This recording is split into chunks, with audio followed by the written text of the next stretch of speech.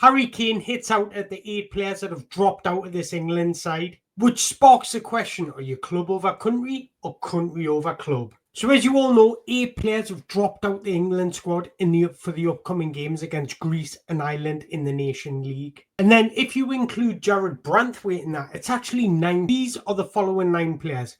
There's Jack Grealish, which you can understand, Phil Foden, Everton's Jarrad Branthwaite, who got called up and then dropped out, Liverpool fullback Trent Alexander-Arnold, Chelsea stars Levi, Colwill and Cole Palmer, Southampton keeper Aaron Ramsdale, and Arsenal pair Declan Rice and Bukayo Saka. For me, this is quite embarrassing, and I don't think from a player's perspective, more from an England and the FA's perspective. But from a handful of those players, I can see exactly why they have dropped out. Jack Grealish has only trained once in the past 4 weeks, so why did he even call him up to the squad? Declan Rice, we all know, has got a broken toe. He had to come off against the game against Chelsea. So again, why did you call him up? Bukayo Saka came off with injury. Same as Cole Palmer. We've seen him limping after the Arsenal game. So those are quite understandable. And I think the others have probably got a slight knock. And if this was a World Cup final, they'd probably all play. Do I blame them for dropping out? Absolutely not. The fixture pile-up is absolutely insane. And then you've got Harry Kane pretty much having a sly dig at them during an interview. During a recent interview, Harry Kane went on to say, I think the joy to play for England was brought back by Gareth Southgate pretty much. I think every camp people were excited to come. Every camp people wanted to play for England. And yeah, that's the most important thing.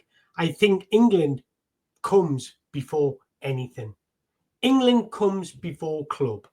England was the most important thing you play as a professional footballer, and Gareth was hot on that, and he wasn't afraid to make decisions if, that started to drift from certain players. So pretty much what he's saying is, if you didn't show up against Gareth Southgate, you'd be left out, but against Carsley, people are taking advantage. And I blame the FA for that because I all know Thomas Tuchel is going to be the next England manager. To turn up for Lee Carsley, they're probably thinking in their heads, well, I've got a slight knock. I don't want to overdo it. I don't want to risk getting further injury for a manager that's not even going to be there.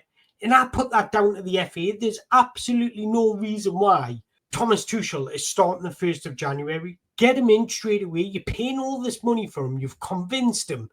Get him starting that job straight away. Makes absolutely zero sense to me why Thomas Tuchel is not in charge for these games. Can't think of a reason why he shouldn't be. It sparks up that question, are you club over country or country over club? You can answer this in 2 different ways. You can look at it from a player's perspective and a fan's perspective. In my opinion, I'm club over country as a fan.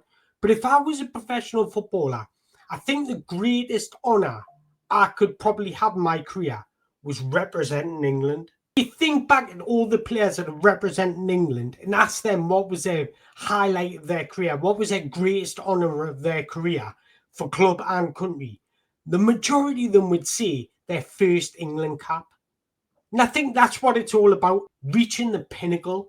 But as a fan, I'm always club over country. So I can kind of see where Harry Kane's coming from. But getting back to the 8 or 9 players that have dropped out, who am I to question if they're injured or not?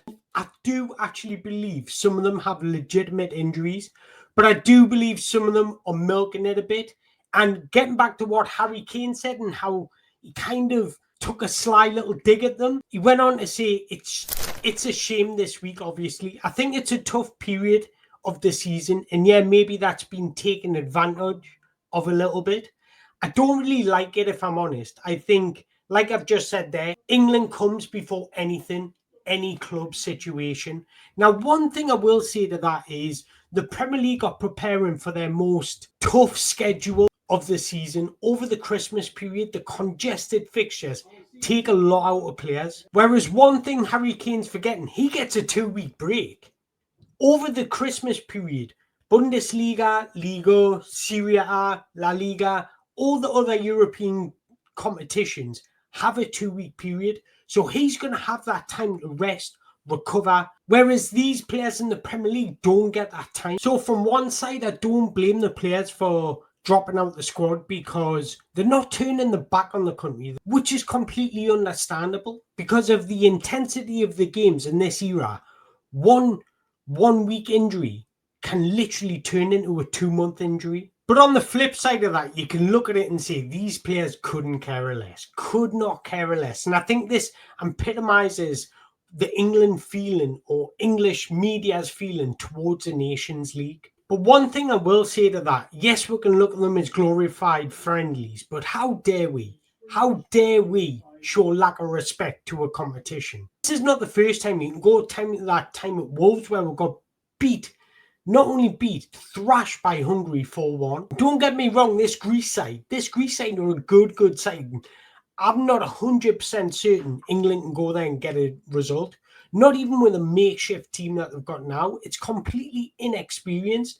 Even if we had a full team, I don't believe England can go there with 100% confidently and say that England can go there and get a result. England haven't been consistent or haven't played well since the last time would be Italy 3-1. I can't sit back and think of a performance where I've thought England are a good side. Majority of the times we'll get over the line because we've got better players than others. We'll rely on individual quality. Let's be perfectly honest, England should be top in this group with maximum points.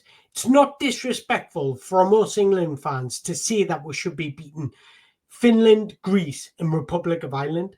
It's not disrespectful, it's just where we are as a nation. You are where you are on merit because the performances haven't been great. And I just think this is so amateur of the FA, of the squad, of the whole England setup to have 8/9 players dropping out before a major game is embarrassing. It just makes us look like a complete mess to everybody else. But I think to have as many players that have dropped out just says a lot about Lee Carsley, and I think it emphasises why he's not the man to take England forward. And I think we've definitely made the right choice in not appointing them. Getting back to my prediction for tonight, and I think I would be idiotic to say I can really believe England can go there and get a result.